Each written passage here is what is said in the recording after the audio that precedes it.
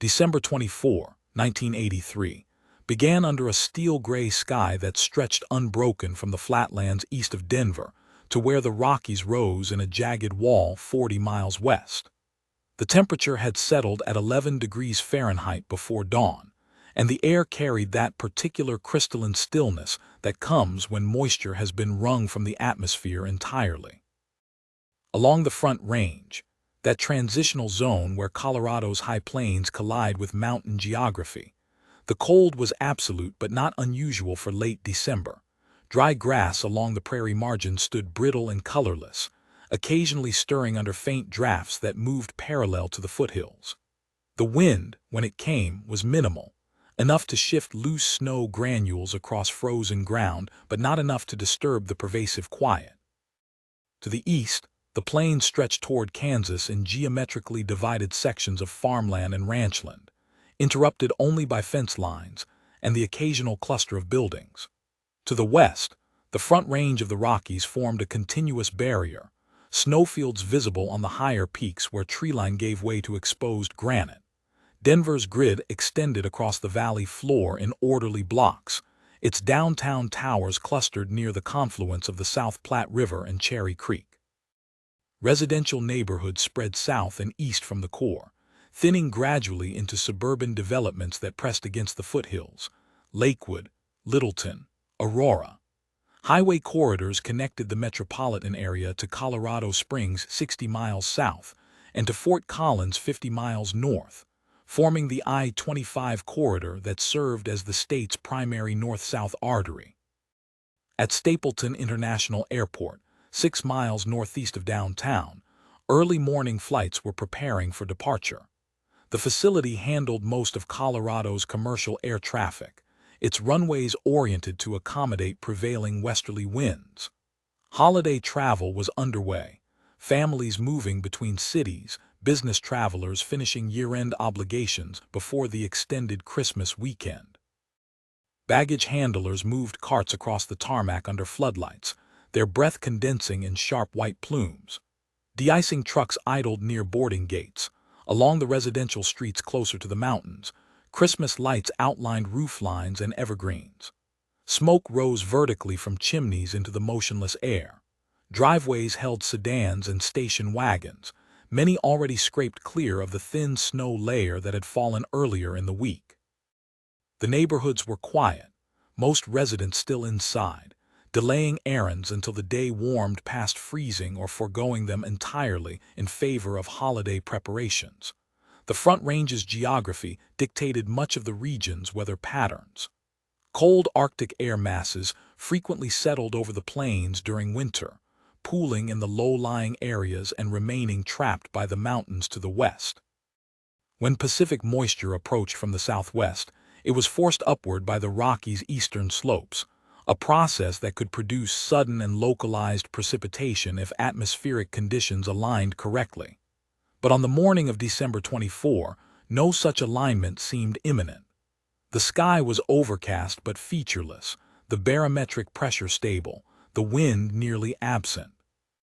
Rail yards along the South Platte handled freight traffic moving east-west across the Rockies via the Moffett Tunnel and south toward New Mexico along the front of the mountains.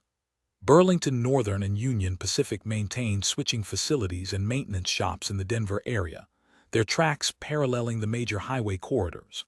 Freight cars stood in long rows, some loaded with coal from Wyoming's Powder River Basin, others carrying manufactured goods bound for California or Texas. Switch crews worked under portable lights, coupling cars and routing trains according to schedules that had been compressed by the approaching holiday. Highway traffic was light but steady. I-25 carried a mix of passenger vehicles and semi-trucks, the latter hauling post-Christmas inventory to distribution centers or moving agricultural products out of the valley. I-70, which bisected Denver on an east-west axis before climbing through the mountains toward the ski resorts and the western slope, saw heavier traffic as skiers headed toward Vail and Breckenridge.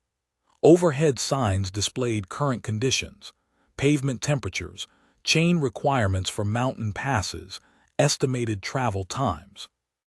The landscape was monochromatic: gray sky above, tan and white earth below, the dark green of ponderosa pine forests beginning where the foothills rose past 6,000 feet.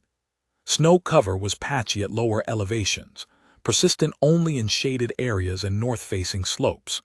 The high peaks held deep snowpack, but the transition zone between plains and mountains remained relatively clear, allowing unobstructed views of the Rockies' eastern face from vantage points along the urban corridor. By mid-morning, the temperature had risen to 15 degrees.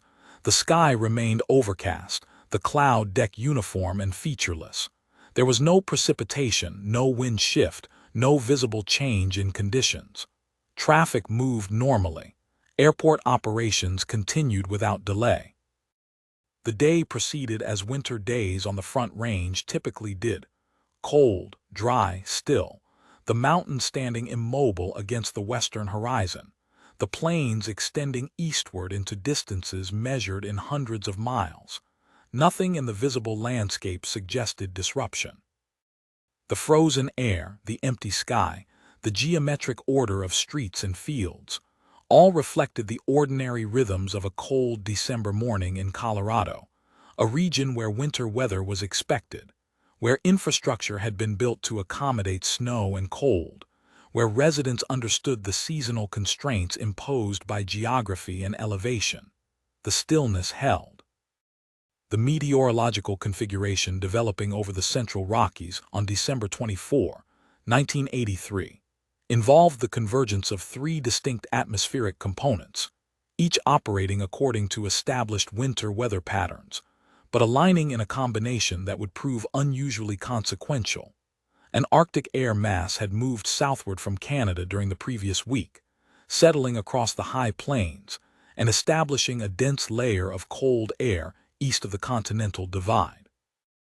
This air mass was characterized by temperatures well below freezing and exceptionally low dew points, creating the dry, stable conditions typical of continental polar origins.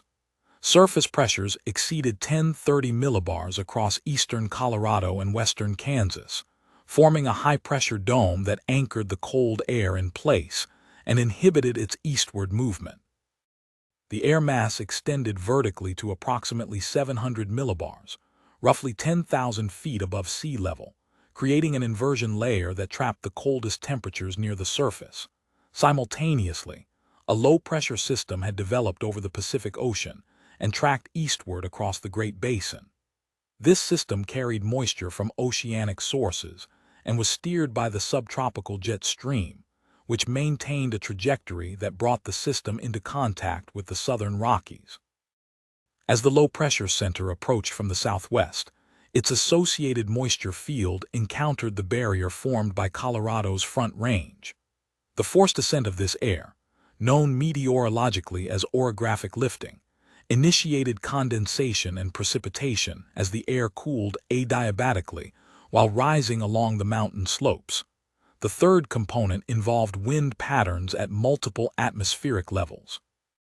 Surface winds across the plains were light and variable, dominated by the high-pressure system circulation.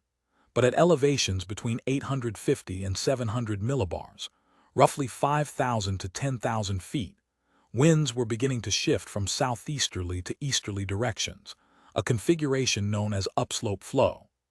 This pattern directed moist air from lower elevations directly toward the Rockies' eastern face, where continued lifting and cooling would sustain precipitation.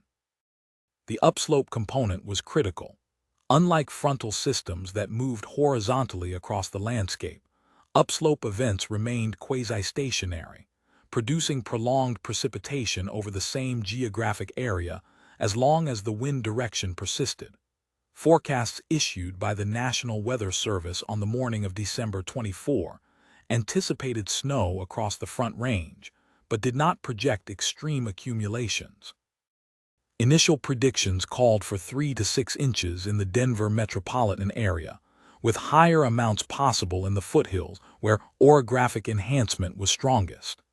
These projections were based on standard upslope snow event parameters and reflected the conventional understanding of how such systems typically behaved.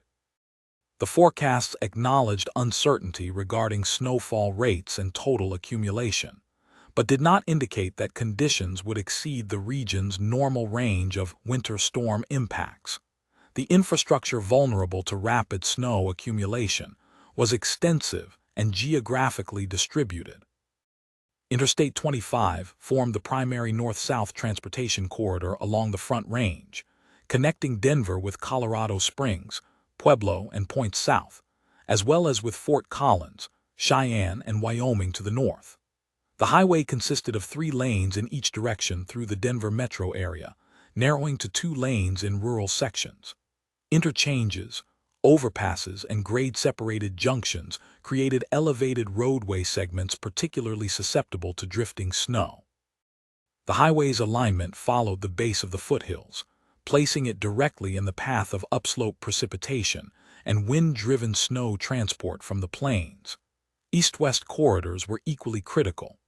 Interstate 70 bisected the Denver area and provided the only year-round automotive route through the Central Rockies, climbing to the Eisenhower Tunnel at 11,158 feet before descending toward the western slope. U.S. Highway 36 connected Denver to Boulder and continued northwest toward Rocky Mountain National Park. State Highway 470, then under construction but partially operational, formed a beltway around Denver's southern and western suburbs. Each of these routes crossed terrain where wind patterns could rapidly redistribute snow, creating drifts independent of actual snowfall totals. Stapleton International Airport occupied a site northeast of downtown Denver at an elevation of 5,333 feet. Its 6 runways were oriented to accommodate prevailing wind patterns, but the facility's operations were sensitive to visibility restrictions and runway contamination. Snow removal equipment included rotary plows, brooms, and chemical treatment vehicles, but their effectiveness depended on snowfall rates remaining within manageable parameters, generally considered to be 1 to 2 inches per hour. Higher rates could overwhelm the clearing capacity, particularly if accompanied by wind that redistributed snow faster than it could be removed. Rail infrastructure consisted of main lines operated by Burlington Northern and Union Pacific, along with numerous secondary tracks serving industrial facilities, coal transshipment yards, and intermodal terminals. Switches, the mechanical devices that routed trains between tracks, were vulnerable to snow accumulation and freezing, particularly in exposed locations where wind could pack snow into the moving parts. Rail yards required continuous clearing to maintain operations, and delays in one facility could cascade through the broader network as trains backed up waiting for track access.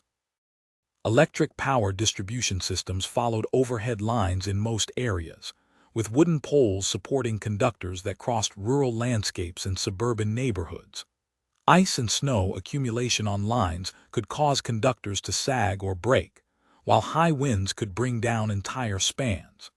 Substations and transformer banks were generally hardened against weather, but could fail if ice loading became extreme or if access roads became impassable for repair crews.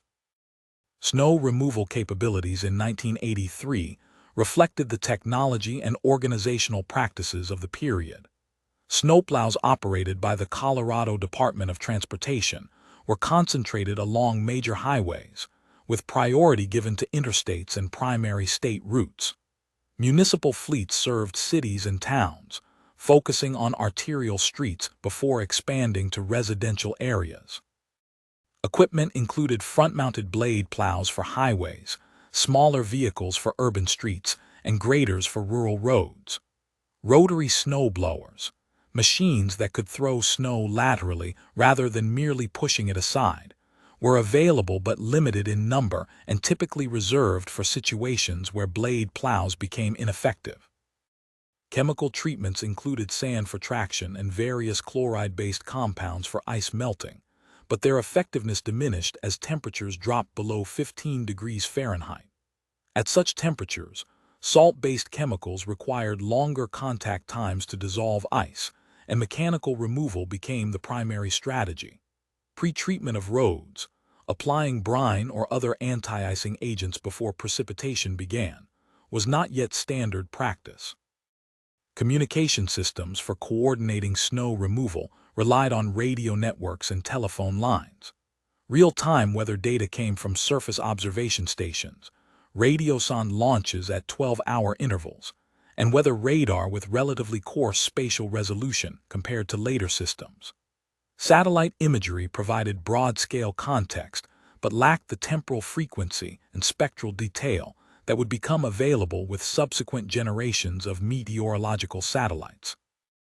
Forecasters at the National Weather Service office in Denver interpreted this data using numerical weather prediction models run on mainframe computers, with model output typically updated twice daily. The Front Range's topography created specific vulnerabilities.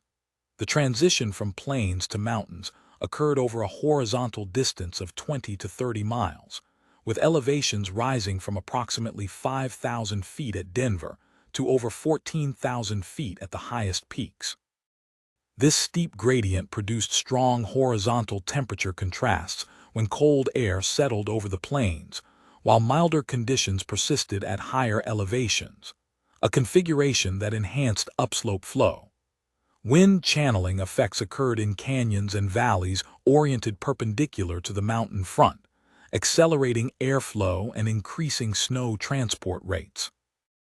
Open terrain east of the urban corridor allowed wind to accelerate across unobstructed distances, picking up loose snow and depositing it wherever obstacles disrupted the flow: buildings, vehicles, vegetation, terrain irregularities.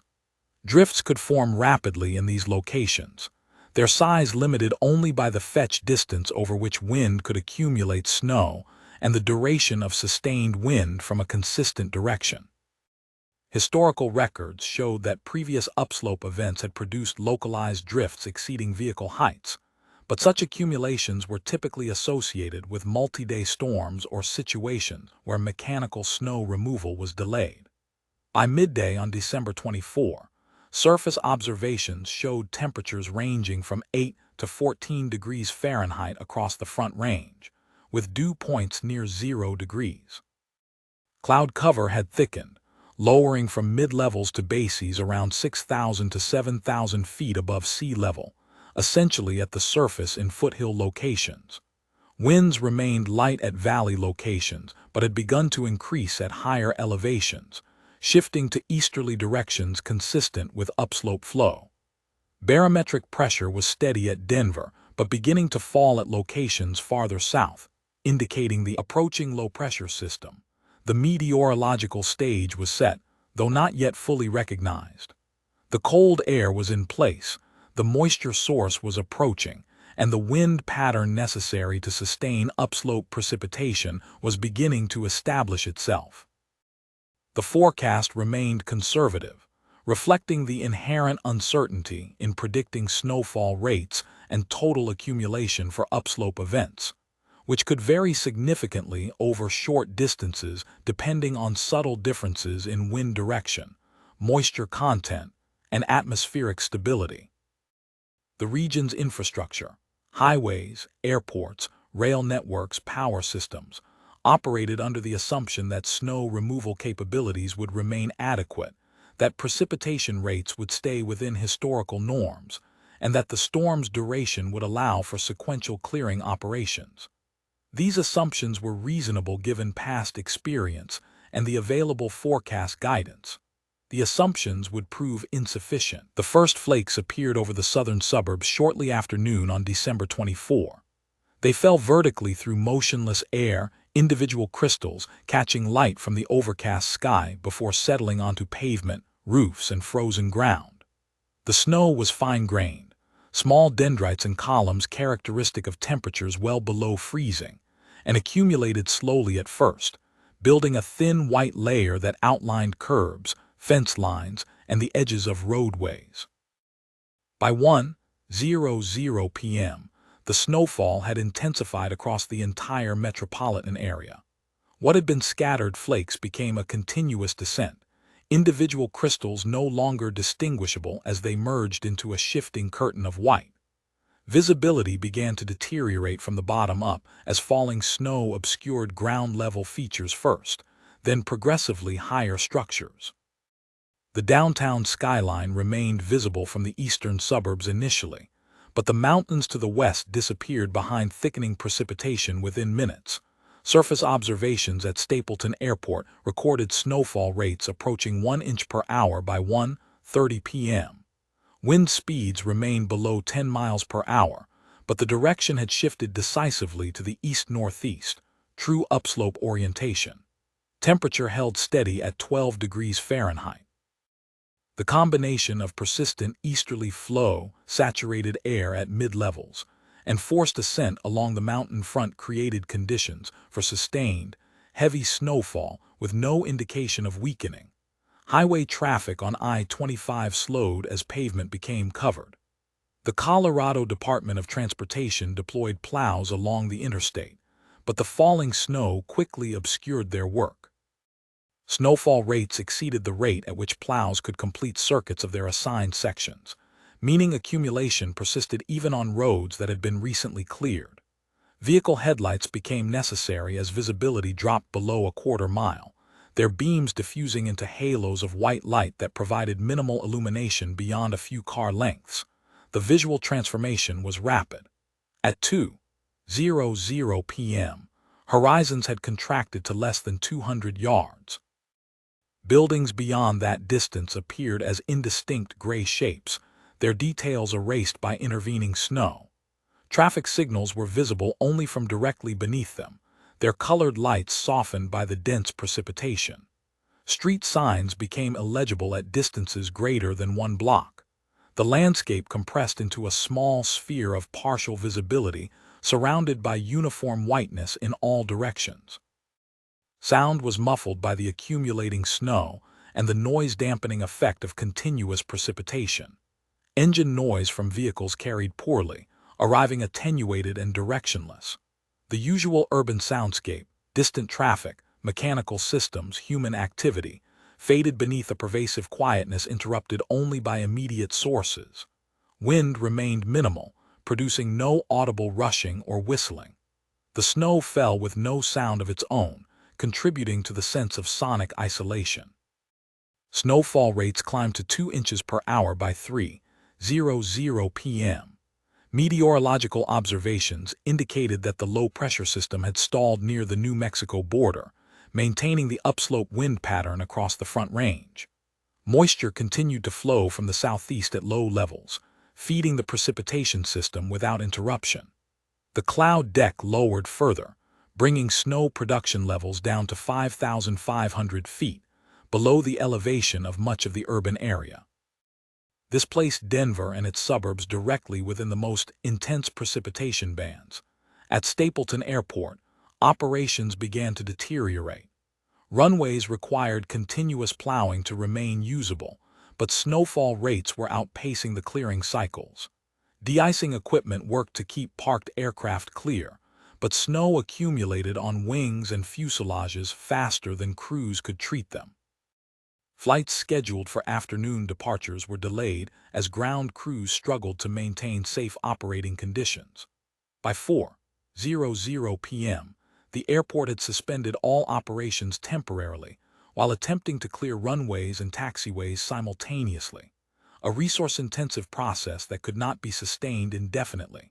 Visibility on the airport's runways dropped to 1/8 of a mile, well below minimums for visual flight operations, and marginal even for instrument approaches. Snow depth on uncleared surfaces reached 6 inches by 4:30 p.m. The airport's snow removal equipment included 16 plows, 4 rotary blowers, and multiple brooms and chemical applicators.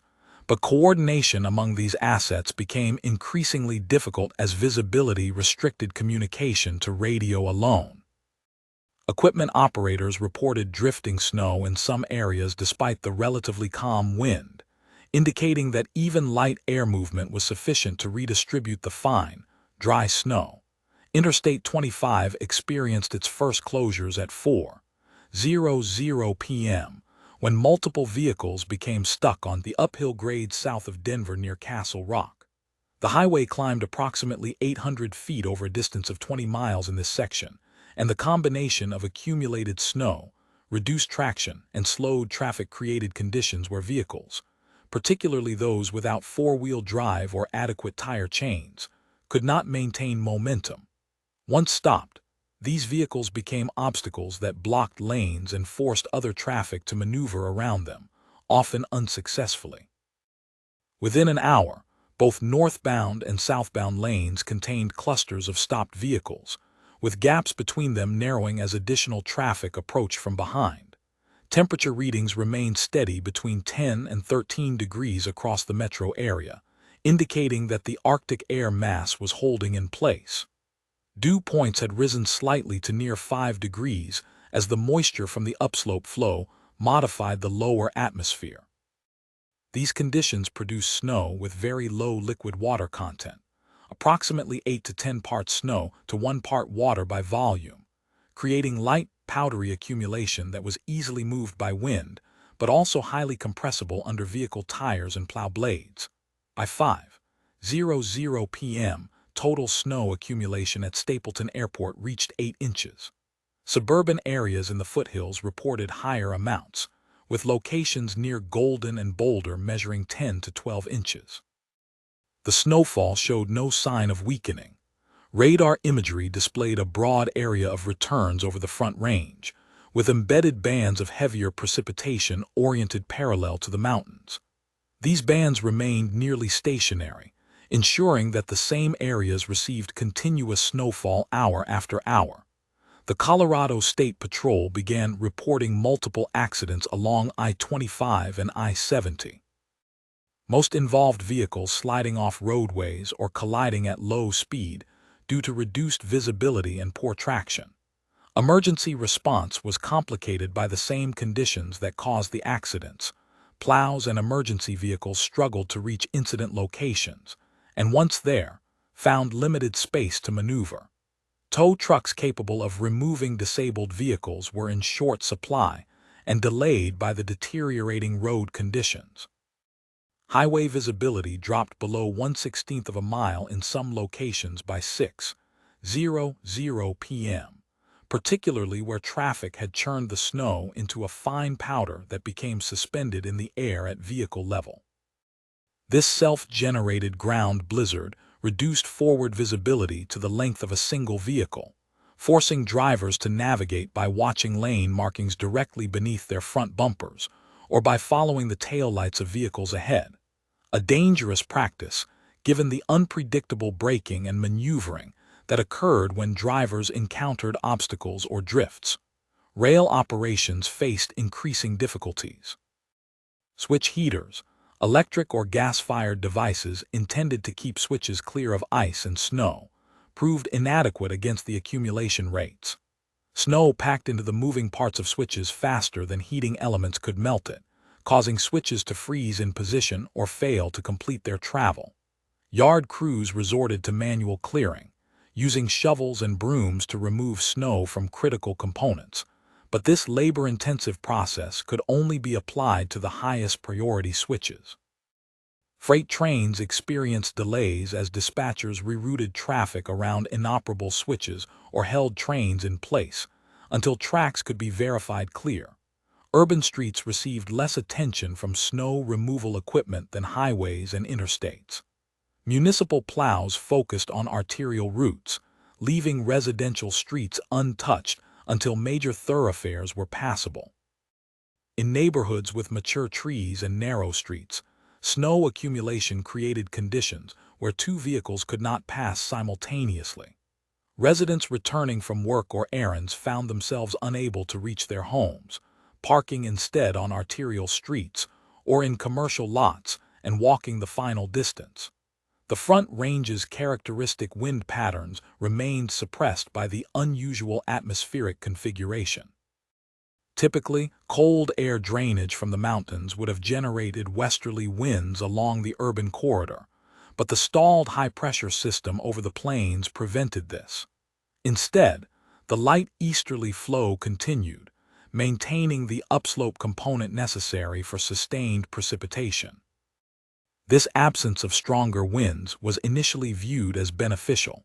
It prevented the formation of large drifts and extreme wind chills, but it also meant that snow fell exactly where it landed, building uniform depth across all surfaces without the redistribution that might have cleared some areas while overloading others. By 7:00 p.m., 12 inches of snow had fallen at official observation sites. Rates remained at 1 to 2 inches per hour across the metro area. The National Weather Service upgraded its snow accumulation forecast to 18 to 24 inches for the Denver area, with higher amounts possible in the foothills.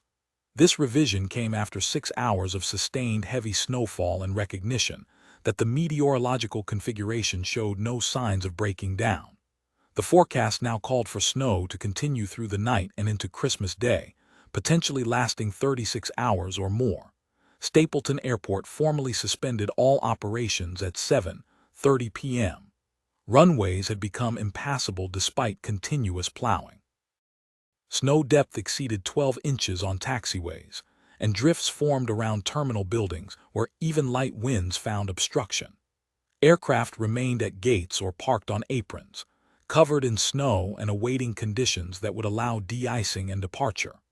Passengers stranded in the terminal numbered in the thousands as incoming flights from earlier in the day could not depart and travelers for evening departures found their flights indefinitely postponed. Interstate 25 was closed in both directions from Colorado Springs to the Wyoming border by 8:00 p.m. Interstate 70 remained nominally open through the metro area, but was closed westbound at the foothills due to blizzard conditions at higher elevations and avalanche danger in mountain corridors.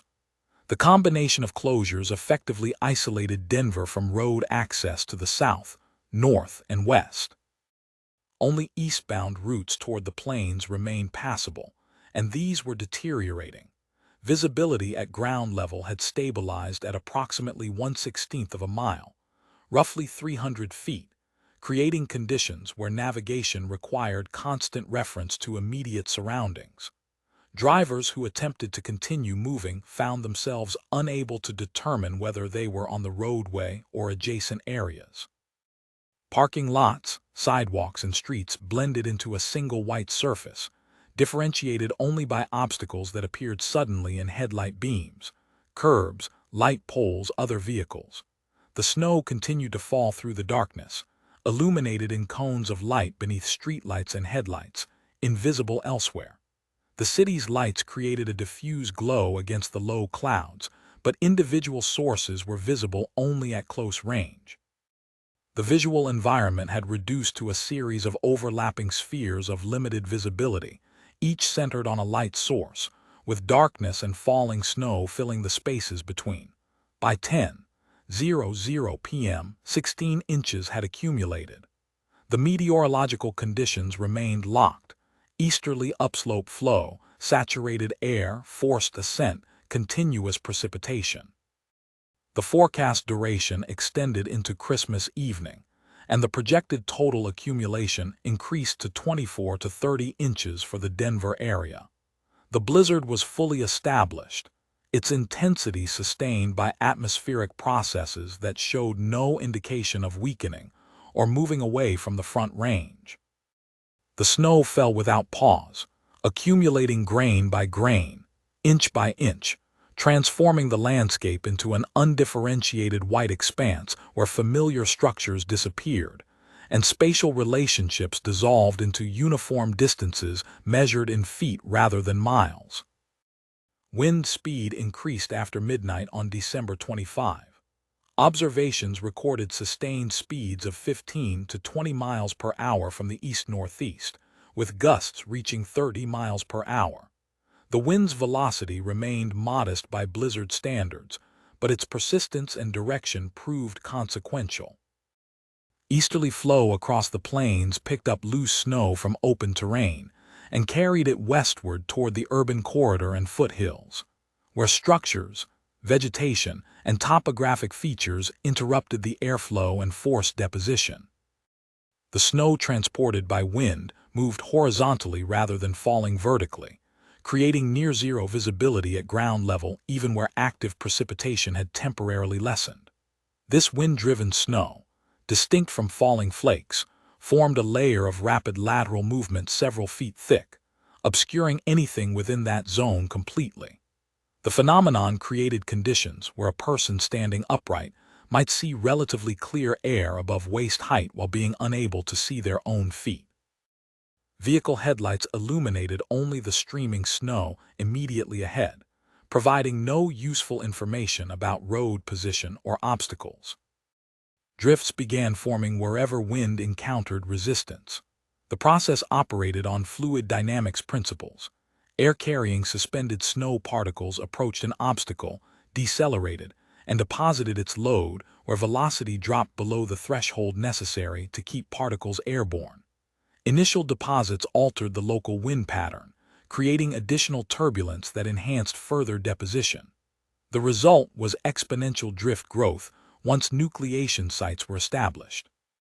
Buildings oriented perpendicular to the wind developed drifts on their leeward sides, beginning as gentle slopes and steepening as accumulation continued. Single-story structures collected drifts that reached their rooflines within hours. Vehicles parked in open areas became buried to window height, their shapes reduced to rounded mounds indistinguishable from the surrounding terrain except for their spacing. Fences perpendicular to the wind disappeared beneath continuous drift formations that extended for hundreds of yards, smooth and unbroken like natural snowfields. Interstate highway segments that crossed open terrain accumulated drifts in lanes and on shoulders. Plows that had maintained some degree of passage during the evening found themselves unable to cut through drifts that reformed within minutes of being cleared. The wind-transported snow filled roadways as fast as mechanical removal could proceed, creating a dynamic equilibrium where plowing activity merely relocated snow temporarily before wind returned it to the pavement. By 2:00 a.m., most highway maintenance crews had withdrawn from exposed sections, recognizing that continued operations served no purpose and placed equipment and personnel at risk. Urban streets sheltered by buildings experienced different conditions. Snow accumulation in these areas proceeded primarily through direct precipitation rather than wind transport, resulting in more uniform depths but still sufficient to immobilize traffic. Intersections where cross streets created wind tunnels became drift collection points, with snow piling in diagonal ridges across roadways. Traffic signals remained operational in most locations, but their function became irrelevant as no vehicles moved beneath them. Rail yards experienced comprehensive shutdown as snow infiltrated switch mechanisms, brake systems, and electrical connections. Yard locomotives attempting to move cars found traction deteriorating to the point where wheels spun uselessly against rails packed with compressed snow and ice. Freight trains that had been held in place for hours became frozen to the tracks as accumulation buried the lower portions of wheels and brake shoes. Switch heaters consumed electricity and gas continuously, but could not keep pace with accumulation rates that exceeded 3 inches per hour in exposed locations. Electrical distribution systems began failing in outlying areas. Snow and ice loading on overhead conductors increased gradually as precipitation accumulated and wind-driven snow adhered to lines. Individual failures occurred where loading exceeded conductor strength, or where tree limbs weighed down by snow came into contact with lines. Each failure required dispatch of repair crews, but access to failure sites became progressively more difficult as roads drifted closed. Substations remained operational in most cases, but entire distribution branches became de-energized when primary feeds failed and alternative routing was unavailable. Residential areas in the foothills faced the most severe impacts. These neighborhoods occupied terrain where elevation changes and canyon topography created localized wind acceleration zones. Drifts formed across driveways and against garage doors, sealing vehicles inside or trapping those outside. Front doors on the leeward side of homes accumulated drifts that reached doorknob height, making entry and exit require excavation. First-floor windows on north and east-facing walls were obscured by snow pressed against the glass by wind pressure. Temperature remained between 8 and 12 degrees Fahrenheit throughout the night. Wind chill values, a measure of heat loss from exposed skin, dropped to 15 to 20 degrees below zero in areas of sustained wind. These conditions made outdoor exposure dangerous for more than brief periods. Personnel engaged in snow removal operations required frequent rotation to warming shelters to prevent frostbite and hypothermia. Equipment operators reported difficulty maintaining visibility through vehicle windshields, as blowing snow covered glass faster than wipers could clear it. Stapleton Airport measured 30 inches of snow accumulation by 6:00 a.m. on December 25. Wind had created drifts across runways that reached 6 to 8 feet in depth at their peaks. The airport's perimeter, where chain-link fencing provided continuous obstruction to wind flow, developed a drift field that extended several hundred feet into the airport's interior, rendering sections of taxiways and apron areas completely impassable. Terminal buildings experienced roof loading that exceeded design specifications for some older structures, though no collapses occurred. The storm's meteorological structure remained locked in position. Upper-level winds continued to steer the surface low-pressure system along the New Mexico border while maintaining the easterly upslope flow across Colorado's Front Range. Moisture transport from the Gulf of Mexico fed the system without interruption. Weather radar showed precipitation echoes extending from Pueblo to Fort Collins, a distance of 160 miles, with the heaviest returns concentrated over the Denver metro area and adjacent foothills. Snowfall rates fluctuated between 1 and 3 inches per hour depending on location, and the passage of mesoscale bands embedded within the larger storm system. These bands, regions of enhanced lift and moisture convergence several miles wide, produced brief periods of extreme snowfall intensity followed by relative lulls, but the lulls brought rates no lower than 1 inch per hour. The variation meant that total accumulation differed by several inches between locations only miles apart, with foothill areas consistently receiving higher amounts than locations farther east on the plains. By dawn on December 25, total accumulation exceeded 36 inches at many foothill locations. Urban areas reported 24 to 30 inches. Plains locations east of the metro area measured 15 to 20 inches. The gradient reflected the orographic enhancement mechanism. Forced ascent intensified as air climbed the mountain slopes, producing maximum snowfall where terrain rise was steepest. Interstate 25 had disappeared as a functional transportation corridor. The highway's alignment, parallel to the foothills and crossing open terrain for extended segments, made it particularly susceptible to drifting. Even sections that traversed urban areas were impassable due to abandoned vehicles and accumulation depth exceeding plow clearance heights. State Highway 470 around Denver's southern perimeter was similarly buried. Interstate 70 through the metro area remained technically open, but carried no traffic, its lanes marked only by the parallel rows of light poles visible above the snow. Railroad operations had ceased entirely. The Burlington Northern Main line through Denver and the Union Pacific tracks paralleling I-25 were blocked by drifts in multiple locations. Switch yards could not route traffic. Locomotives intended to clear snow from tracks were themselves trapped by accumulation that exceeded their snowplow attachment's capacity. The few trains that remained in motion, those that had been underway when the storm intensified and had maintained continuous movement, were directed to sidings in sheltered locations to await conditions that would allow refueling and crew changes. Municipal snow removal efforts concentrated on maintaining access to hospitals and emergency facilities.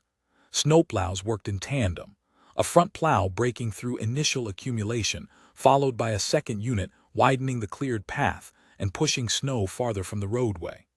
Even with this strategy, progress measured in miles per hour rather than the normal clearing rates of 20 to 30 miles per hour per vehicle. Residential streets received no service.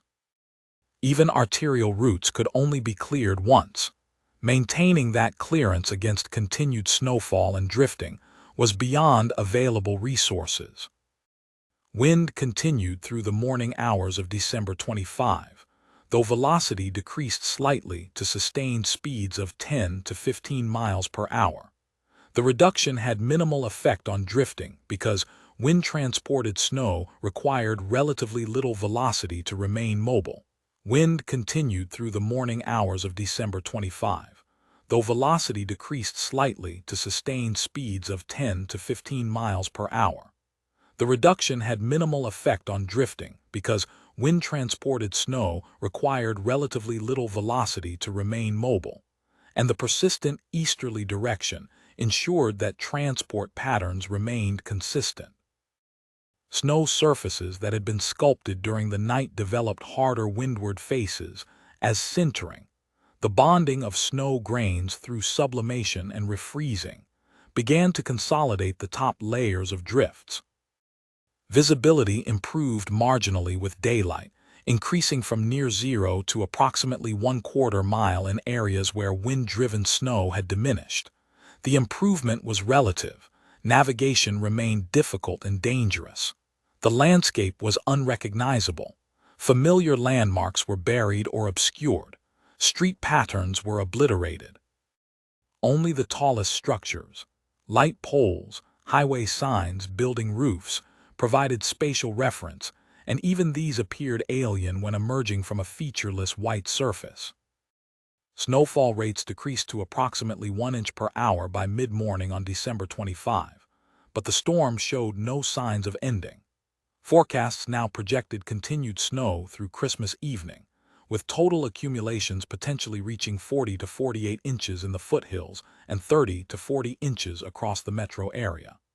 These projections exceeded any snowfall event in Denver's recorded history, surpassing the previous maximum of 24 inches set in 1913. The physical environment had been transformed. Roads existed only as concepts, their actual locations determinable only through memory or by reference to adjacent structures. Parking lots were white plains marked by the irregular shapes of buried vehicles. Parks and open spaces were indistinguishable from sidewalks or yards. The boundaries between public and private property, between roadway and non-roadway, between navigable and impassable, all had been erased by the uniform white covering. The blizzard controlled the landscape completely. Movement occurred only where mechanical force could carve temporary paths through the accumulation, and those paths persisted only as long as active maintenance continued. Absent that maintenance, wind and continuing snowfall reclaimed cleared areas within hours. The region had been reduced to a collection of isolated structures, surrounded by snow measured in feet rather than inches, with the spaces between those structures impassable to standard vehicles and difficult even for specialized equipment. The snow continued falling into Christmas afternoon, adding to depths already beyond the capacity of most removal systems to address effectively. By Christmas afternoon, December 25, 1983, Colorado's Front Range had transitioned from a transportation corridor to a static landscape where movement occurred only in isolated pockets maintained through continuous mechanical effort. The storm persisted with snowfall rates near 1 inch per hour, though the intense rates of the previous night had moderated. Wind had decreased to 5 to 10 miles per hour, reducing the severity of ground blizzard conditions, but allowing continued drift formation where persistent easterly flow encountered obstructions. Interstate 25 remained closed across its entire length within Colorado, a distance of approximately 300 miles from the Wyoming border south to New Mexico. The closure was comprehensive and without established reopening timeline. Sections north and south of Denver that crossed open plains had drifted completely full in multiple locations, with snow depths in roadway cuts reaching 20 feet where wind had funneled accumulation into confined spaces. Urban segments, though less severely drifted, were blocked by abandoned vehicles and depths exceeding 40 inches in undisturbed areas. Interstate 70 was closed from Lemon, 70 miles east of Denver, westward through the mountains to the Utah border. The closure divided into two distinct segments. The eastern plains portion blocked by drifting snow similar to I-25, and the mountain portion closed due to avalanche danger and accumulations exceeding 10 feet at elevations above timberline. The segment through Denver remained theoretically passable but carried no traffic and received no snow removal service, as resources were allocated to more critical routes. Stapleton International Airport recorded 41 inches of snow accumulation by 3:00 p.m. on December 25. All commercial aviation operations had been suspended for more than 24 hours. The facility's 6 runways lay beneath uniform snow coverage punctuated by drift fields that reached 15 feet in depth along the airport's eastern perimeter. Terminal buildings housed approximately 2,000 stranded passengers, those who had been awaiting flights when operations ceased and were unable to reach alternative lodging due to ground transportation breakdown. The airport's snow removal equipment had been withdrawn to maintenance facilities to prevent equipment damage and conserve fuel for anticipated clearing operations once snowfall ceased. Previous attempts to maintain runway clearance had proven futile, with cleared surfaces returning to snow coverage within minutes as wind redistributed accumulation and ongoing precipitation added new layers. Airport authority personnel calculated that comprehensive clearing, removing snow from all runways, taxiways, and apron areas, would require a minimum of 72 hours of continuous operations once conditions allowed resumption of mechanical snow removal. Rail operations across the Front Range remained halted. Burlington Northern's main line through Denver, which typically handled 60 to 70 freight trains daily, had seen no traffic for 18 hours. Union Pacific's tracks parallel to I-25 were similarly inactive. Rail yards in Denver contained approximately 150 locomotives and 3,000 freight cars, all stationary, many buried to undercarriage height in accumulated snow. Switch mechanisms throughout the yard networks were frozen solid despite continuous operation of heating elements, which had proven inadequate against the combined effects of accumulation depth and sub-freezing temperatures. The broader rail network extending east and west from Colorado faced cascading disruptions. Trains approaching from Kansas and Nebraska were held at yards in Lemon and Fort Morgan, unable to proceed into the Denver metro area. Westbound trains that had reached Denver before the closure were trapped there, unable to continue toward Utah. The interruption affected coal shipments from Wyoming's Powder River Basin, agricultural products moving between the plains and West Coast markets, and time-sensitive intermodal containers carrying manufactured goods. The impact extended beyond Colorado as trains that would normally traverse the state were rerouted through southern corridors via New Mexico and Texas, adding days to transit times and creating congestion on those alternative routes. Highway snow removal operations had consolidated around a hierarchy of critical routes. Interstate 70 through the metro area received priority attention to establish at least one lane of passage in each direction. State Highway 88 to the southeast, which provided access to several hospitals, was maintained as a narrow corridor barely wider than a single vehicle. All other routes, arterial streets, residential roads, commercial access streets, received no service. Snow removal equipment remained fully deployed, but the scale of accumulation exceeded capacity by an order of magnitude.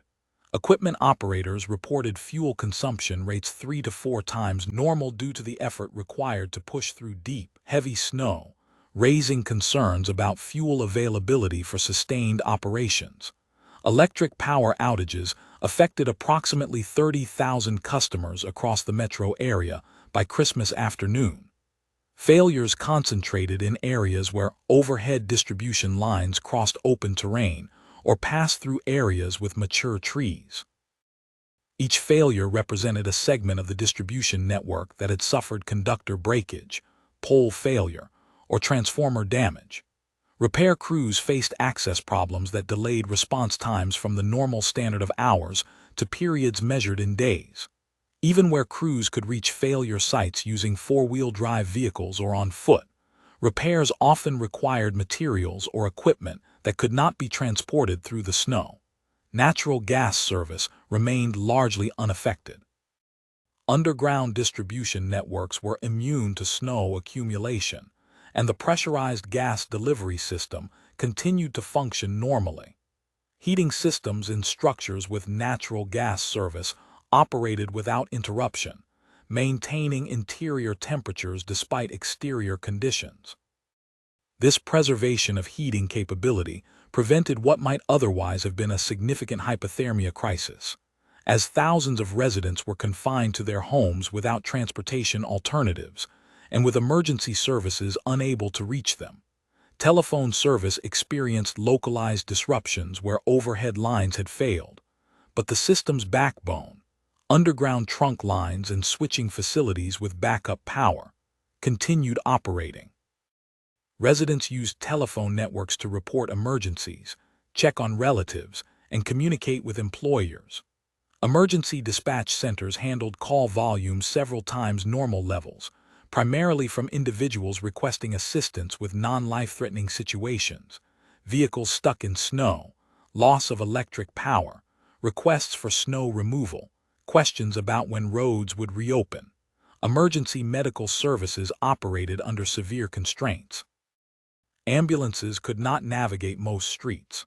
Fire departments deployed personnel on foot or using specialized tracked vehicles to reach emergency locations, but response times extended from single-digit minutes to 30 minutes or more depending on location and snow depth.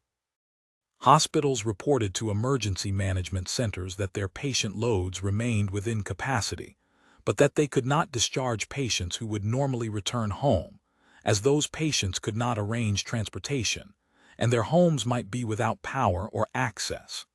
The Denver Police Department and county sheriff's offices suspended routine patrol operations, directing all available personnel toward life-threatening emergencies.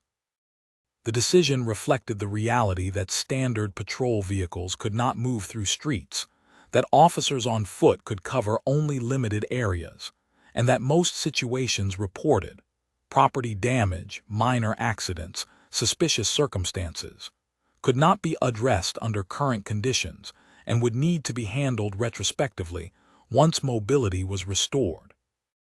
Temperature measurements on Christmas afternoon ranged from 14 to 18 degrees Fahrenheit across the metro area, a slight warming trend from the extreme cold of the previous 2 days, but still well below freezing. Dew points had risen to near 10 degrees as moisture from continued upslope flow modified the lower atmosphere. The temperature dew point spread of less than 8 degrees indicated near saturation conditions, supporting continued precipitation despite relatively light snowfall rates.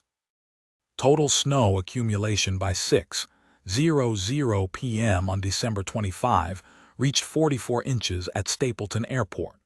Foothill locations reported 50 to 60 inches. Plains locations east of Denver measured 30 to 40 inches. The gradient remained consistent with orographic enhancement patterns, though all locations had received amounts far exceeding typical winter storm totals. The storm's longevity, more than 30 hours of continuous precipitation, had allowed accumulation that would normally occur only through multiple separate events compressed into a period normally associated with a single system. Drift depths varied enormously depending on local topography and wind exposure.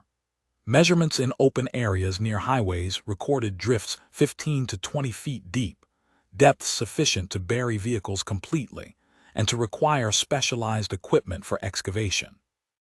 Urban areas sheltered by buildings experienced more uniform depths, but even there, drifts of 6 to 8 feet formed in alleys, parking lots, and any location where wind could channel between structures. The distinction between base snow depth and drift height became meaningless in many locations where repeated wind events had redistributed snow so thoroughly that determining an undisturbed depth was impossible. Structural loading from snow accumulation began to manifest in building damage reports. Flat-roofed commercial buildings experienced deflection of roof decks as snow load approached or exceeded design limits. A steel-framed warehouse in Commerce City sustained roof collapse at approximately 4:00 p.m. when a section measuring 80 by 120 feet gave way under an estimated load of 35 pounds per square foot, within design specifications for some structures, but beyond the capacity of this particular building's roof framing. No injuries occurred as the building was unoccupied on Christmas Day. The collapse raised concerns about similar structures across the metro area, many built to minimum code requirements and never tested under loads approaching those currently in place. Residential structures generally handled snow loads without failure, as pitched roofs shed load through sliding and wind redistribution. However, attached carports, patio covers, and other ancillary structures with flat or low-slope roofs experienced numerous failures. These collapses typically involved wooden framing and corrugated metal roofing that buckled under loads exceeding 30 pounds per square foot. Automobiles sheltered under collapsed structures sustained crushing damage. The number of these failures would not be fully documented until conditions allowed comprehensive damage assessment days later. Snowfall tapered to light intensity by early evening on December 25, though precipitation did not cease entirely. The National Weather Service forecast called for snow to end overnight with clearing conditions developing by December 26. Total accumulation projections were finalized at 40 to 50 inches for the metro area, with higher amounts in the foothills, amounts that placed the event among the most severe snowstorms in recorded U.S. history by both depth and spatial extent.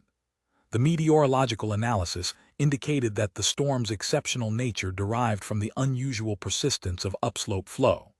Typically, such patterns lasted 12 to 18 hours before wind direction shifted or the moisture source depleted. In this case, the surface low-pressure system had remained nearly stationary for more than 36 hours, locked in position by upper-level atmospheric patterns that prevented its normal eastward progression. The resulting prolonged upslope episode had delivered moisture continuously to the same geographic area, producing accumulations that would normally require several separate storms to achieve. By nightfall on December 25, the Front Range existed in a state of comprehensive immobility. Transportation networks were non-functional. Communications remained operational but could not substitute for physical mobility. Energy systems functioned partially, with natural gas service intact but electric power compromised in outlying areas. Emergency services operated at minimal capacity, able to address only life-threatening situations. Commercial activity had ceased entirely. The region's economy, dependent on continuous transportation of goods, movement of workers, and operation of facilities, had been reduced to whatever activity could occur within individual structures isolated from the broader network. The snow depth across the landscape represented a physical barrier that could not be overcome through individual effort. A person on foot sank to mid-thigh or deeper in undisturbed snow, making walking exhausting and dangerous. Vehicle mobility required either tracked equipment or dedicated snowplows capable of compressing and moving snow laterally.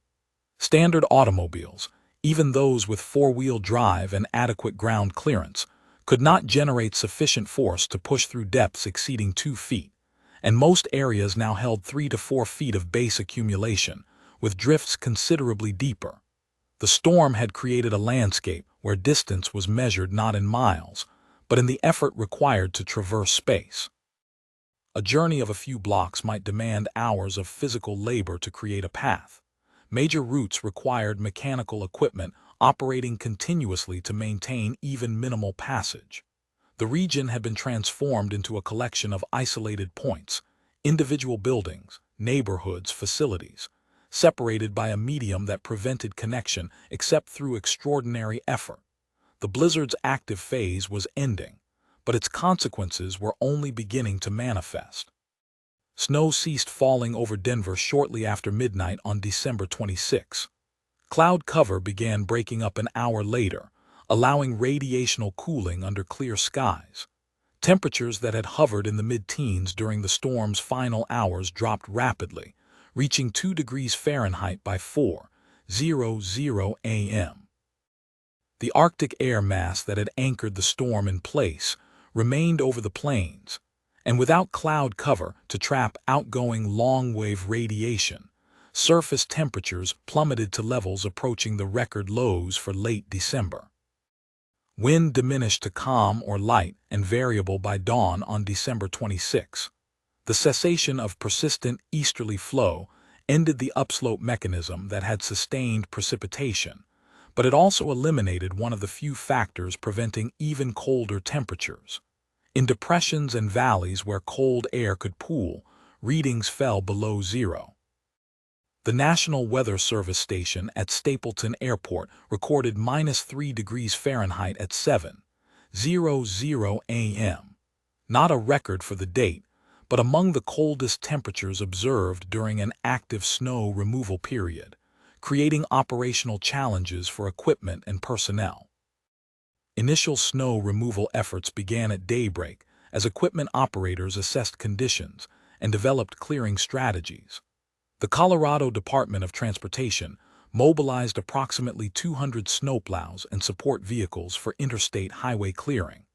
Priority centered on I-25 and I-70, with the goal of establishing at least one lane of passage in each direction on both routes within 48 hours. This timeline represented an optimistic projection that assumed continuous operations, no major equipment failures, and no additional weather complications. Mechanical equipment faced immediate challenges. Hydraulic systems on plows and loaders responded sluggishly in sub-zero temperatures, with fluid viscosity increasing to the point where pump capacity decreased and system pressures rose. Batteries on diesel engines struggled to provide adequate cranking amperage, requiring auxiliary starting equipment or prolonged warming periods. Engine blocks required heaters to prevent fuel gelling and to maintain oil circulation. These cold weather complications added 30 to 45 minutes to startup procedures and reduced operational efficiency, as equipment required more frequent returns to warming facilities for maintenance and operator relief. Snow conditions had changed from the light, powdery accumulation that fell during the storm to a denser, more consolidated mass. Sub-freezing temperatures and the weight of overlying snow had compressed lower layers, increasing density from approximately 0.05 grams per cubic centimeter when fresh to 0.15 grams per cubic centimeter near the base. This consolidation tripled the mass that plows needed to move and increased resistance against plow blades accordingly. Equipment that could clear 6-foot widths through fresh snow could manage only 4-foot widths through the consolidated pack, reducing effective clearing rates by 1/3. Interstate 25 clearing operations began simultaneously at multiple points. Crews worked northward from Colorado Springs, southward from Fort Collins, and outward from Denver in both directions. The strategy aimed to create cleared segments that would eventually connect, establishing continuous passage along the 300-mile corridor. Initial progress was slow, 2 to 3 miles per hour, as lead plows broke through initial depths and following equipment widened the cleared path and removed snow from shoulders. Drifts posed the most severe obstacles. Where wind had deposited snow across the highway to depths exceeding 10 feet, front-mounted plows could not generate sufficient force to penetrate the mass. These locations required rotary snowblowers, machines with auger mechanisms that cut into drifts and expelled snow through discharge chutes capable of throwing material 50 feet or more from the roadway. The state's inventory included 12 rotary blowers, but their deployment required transport to drift locations, a process complicated by the need to clear access routes for the transporters. One particularly severe drift near Castle Rock, where I-25 crossed open terrain in a north-south cut, extended for nearly 2 miles with depths ranging from 8 to 15 feet. The drift had formed as wind channeled through the highway cut, accelerating and depositing its load where the road descended from a ridge. Clearing this section required 3 rotary blowers working in sequence, each cutting a path that allowed the next machine to advance. The operation consumed 20 hours of continuous work and required fuel deliveries to the machines on site, as they could not interrupt operations to return to fuel depots. Interstate 70 presented different challenges. The Eastern Plains segment from Lemon to Denver faced drifting conditions similar to I-25. The mountain segment from Denver westward to the Eisenhower Tunnel dealt with deeper base accumulation, 60 to 80 inches at elevations above 9,000 feet, an avalanche hazard that prevented clearing until snow stability could be assessed. Avalanche control teams could not reach many starting zones due to snow depth, delaying the explosive work necessary to release slides in controlled circumstances. Municipal snow removal within Denver and surrounding cities focused on arterial streets and emergency routes. Residential streets remained unplowed, their clearing deferred until major routes achieved passable condition. The prioritization created a network of corridors connecting critical facilities, hospitals, fire stations, police headquarters, but left most of the urban area inaccessible to standard vehicles. Residents remained confined to their immediate neighborhoods, able to walk to nearby locations, but unable to travel beyond areas reachable on foot. Railroad clearing operations proved more complex than highway work. Rail lines required clearance not just of the track's surface, but of the entire right-of-way to prevent snow from falling back onto cleared tracks. Additionally, switches, which had frozen solid during the storm, required individual attention to remove packed snow from moving parts and to verify mechanical operation before trains could be routed through them. Rail-mounted rotary snowblowers worked along main lines, but their slow pace, approximately 1 mile per hour through deep snow, meant that clearing even the Denver rail yard networks would require days. One freight locomotive, buried in snow near the Union Pacific Yard in North Denver, required excavation before it could be moved. Snow had drifted around and over the locomotive to depths exceeding the top of its cab, approximately 12 feet above rail level. Track crews used front-end loaders to remove snow from around the locomotive, a process that took 8 hours and required constant repositioning of equipment to prevent loaders from becoming stuck in snow they had just moved. Once freed, the locomotive's diesel engine would not start, having cooled to ambient temperature and absorbed moisture that had frozen in fuel lines and electrical systems. Repair crews spent an additional 4 hours warming components before the engine could be restarted. Stapleton Airport commenced clearing operations at first light on December 26. The airport authority mobilized all available snow removal equipment, 16 plows, 4 rotary blowers, multiple loaders and dump trucks, in a coordinated effort to clear runways in priority sequence. The airport's longest runway, 17R35L at 12,000 feet, received first attention. Even with multiple machines working simultaneously, initial clearing of this single runway required 14 hours. Snow removed from the runway surface had to be transported to designated dump areas within the airport property, as there was insufficient room along runway edges to store the volume without creating obstacles to aircraft operations. Aircraft parked at gates and on apron areas remained buried under 2 to 3 feet of snow on their upper surfaces. Ground crews began clearing aircraft individually, using brooms, shovels, and de-icing equipment to remove snow from wings, fuselages, and tail surfaces. Each aircraft required 3 to 4 hours of labor to clear completely. With approximately 70 aircraft on the ground at Stapleton, when the storm had forced suspension of operations. The clearing effort represented more than 200 man-hours of work before any aircraft could be de-iced and prepared for departure. Temperatures remained below 10 degrees Fahrenheit throughout December 26, with afternoon highs reaching only 7 degrees in Denver and lower readings in outlying areas. Wind chill, a function of temperature and wind speed, was not a significant factor as winds remained light, but the extreme cold imposed physical limits on outdoor work. Exposed skin could develop frostbite in less than 10 minutes.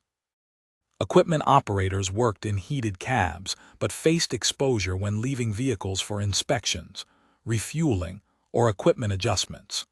Ground crews working on foot required rotation to warming shelters every 30 to 40 minutes to prevent cold injuries. By the end of December 26, I-25 had been cleared to single-lane passage from central Denver south to Castle Rock, approximately 20 miles, and north to Thornton, approximately 10 miles. The cleared lanes were narrow, barely sufficient for a single vehicle with no room for passing, and required continued maintenance as wind redistributed snow from adjacent accumulations. Interstate 70 remained closed westbound at the foothills and was cleared for single-lane passage eastbound only as far as Aurora, 5 miles from downtown. Stapleton Airport completed clearing of 2 runways by evening on December 26, but the airport authority announced that commercial operations would not resume until December 27 at the earliest. The delay reflected the need to clear taxiways, verify that navigation aids were functional, and allow airlines sufficient time to position crews and aircraft for resumption of scheduled service. Additionally, several airlines reported that their ground equipment, baggage tugs, fuel trucks, catering vehicles, had been damaged by cold temperatures or snow loading and required repair before operations could restart. Rail clearing progressed more slowly than highway work. Burlington Northern reported that its main line through Denver would not be cleared before December 28, and that was contingent on no equipment failures or weather complications. Union Pacific provided similar estimates. The delay meant that freight traffic diverted to southern routes during the storm would remain on those routes for at least another 48 hours, and that trains awaiting access to Denver would continue to be held at eastern and western staging points. Residential snow removal remained entirely dependent on individual effort. Homeowners with snow blowers or sufficient physical capacity excavated driveways and sidewalks, creating paths to streets that might themselves be impassable. In many neighborhoods, residents organized informal clearing cooperatives, sharing equipment and labor to create access routes to arterial streets where municipal plows had established some degree of passage. These efforts required sustained work over multiple days. A few hours of labor might clear a single car width for 100 or 200 feet, but maintaining that clearance against drifting snow required repeated effort. Power restoration efforts continued but faced access limitations similar to snow removal operations. Utility crews reached some failure sites and completed repairs, restoring service to approximately 8,000 customers by the end of December 26. However, another 22,000 customers remained without electric power, most in areas where access roads had not yet been cleared, or where repair sites were located in terrain that prevented vehicle access even after roads were passable. The utility companies projected that full restoration would require 7 to 10 days, assuming no additional failures occurred as equipment was re-energized. By nightfall on December 26, the Front Range had transitioned from total immobility to limited, highly constrained mobility. Major highway corridors existed as single-lane paths through massive snow accumulations that walled each side of the cleared route. Urban streets showed the beginnings of a hierarchical network, major arterials passable with difficulty, secondary streets blocked except for emergency access, residential streets untouched. The railroad network remained non-functional but with clearing underway. The airport had runways cleared but was not yet operational. Temperatures dropped to -5 degrees Fahrenheit overnight between December 26 and 27, as clear skies and calm winds allowed maximum radiational cooling. The sustained cold meant that snow removal operations would continue to face equipment challenges, and that snow surfaces would remain frozen, requiring greater mechanical force to break up and remove. The cold also meant that melting would not begin for days, eliminating any natural assistance in reducing snow volume, and ensuring that every inch of accumulation would need to be moved mechanically. The landscape remained profoundly altered.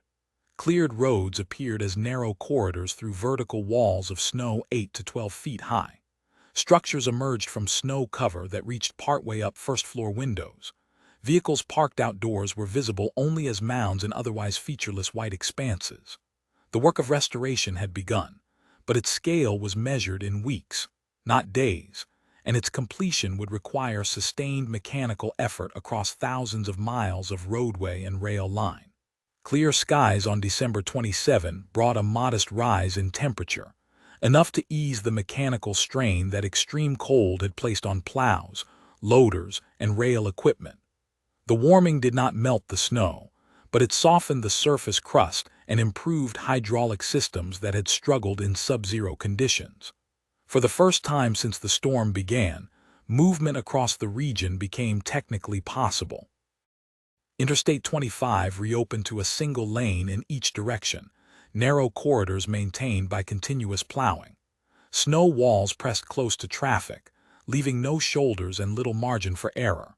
Volumes remained low. Most neighborhoods and feeder roads were still blocked, and only essential freight attempted to move. The Colorado State Patrol monitored the route constantly, prepared to shut it again if conditions worsened. Interstate 70 reopened in stages. Eastbound lanes through Denver cleared first. Westbound lanes remained closed at the mountain front where 6-foot drifts and avalanche danger slowed progress.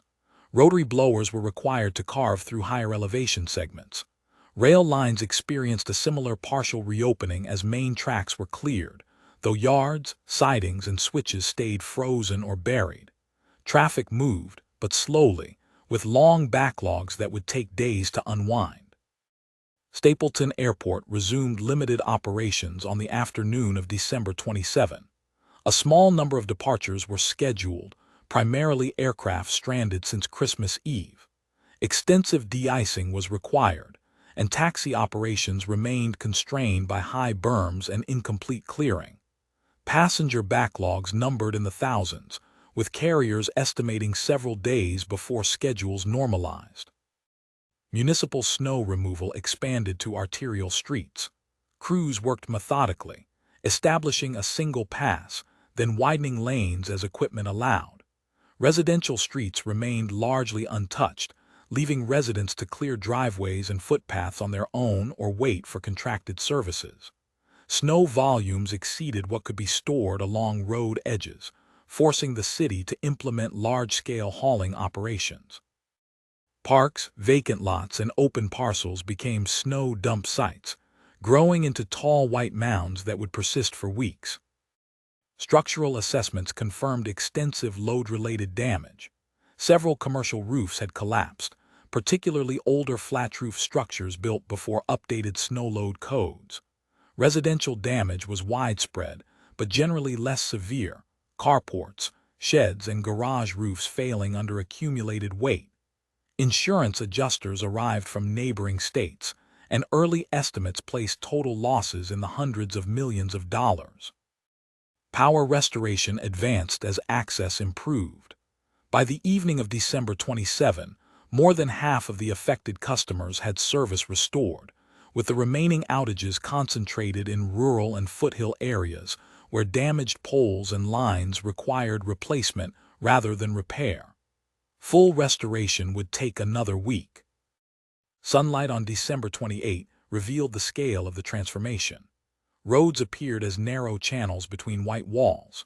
Parking lots displayed geometric snow piles shaped by plows and loaders. Undisturbed areas, fields, parks, open ground, formed continuous white surfaces broken only by fence posts, hydrants, or partially buried vehicles. The mountains to the west carried a deep blanket of new snow down to the foothills, linking plains and alpine slopes in one uninterrupted field of white. Transportation systems gradually returned. By December 28, I operated with 2 lanes over most of its urban length. I reopened eastbound through the mountains as far as the Eisenhower Tunnel. Stapleton Airport increased operations to more than half of normal capacity. Railroads cleared enough track to resume freight movement through Denver, though yards remained congested and switching operations limited. The National Weather Service published preliminary totals: 42 inches at Stapleton, more than 60 inches in foothill communities, and up to 67 inches at high-elevation stations. Snowfall exceeding 2 feet covered tens of thousands of square miles across multiple states. Meteorologists attributed the storm's severity not to unprecedented hourly rates, but to persistent, long-duration upslope flow blocked by an unusual upper-level pattern. Life in Denver and surrounding towns resumed gradually. Some schools reopened before the new year, others remained closed until access improved. Businesses restarted operations as workers cleared paths and vehicles. Yet the landscape remained altered. Snow berms persisted into January. Residential streets took weeks to clear. Damage assessments and insurance claims stretched into February. By the final days of December 1983, the immediate crisis had passed, but the imprint of the blizzard remained visible in the built environment and in the reevaluation of winter preparedness across the Front Range. The plains settled back into quiet beneath the mountains, still, bright, and permanently marked by the storm that had rewritten the limits of what the region believed possible.